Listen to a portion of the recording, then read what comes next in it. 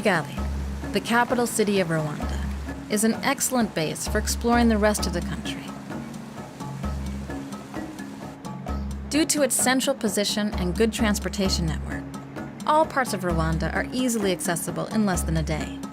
However, before you rush off to discover the land of 1,000 hills, take a few days in Kigali to explore one of Africa's most cosmopolitan cities. And there are plenty of places where you can stop for a drink or a coffee, such as Rwanda's famous bourbon coffee. These beans were even classed in an American study as the second best worldwide. The center of Kigali is bustling, especially its main market area, with lots of stalls and small shops. There are rows of pots, clothing, fruits, and vegetables. Just about everything you could want can be found there.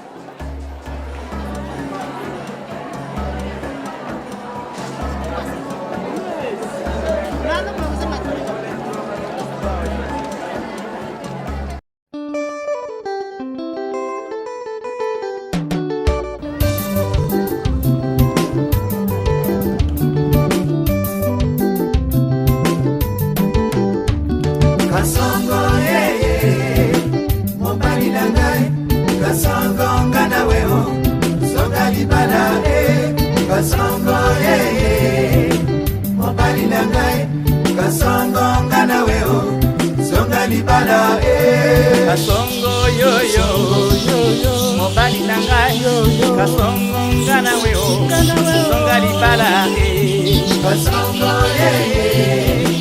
mobali nangai kasongo ngana weo songa libala bana nandako kasongo misona nzela kozonga kiye yebisanga kasongo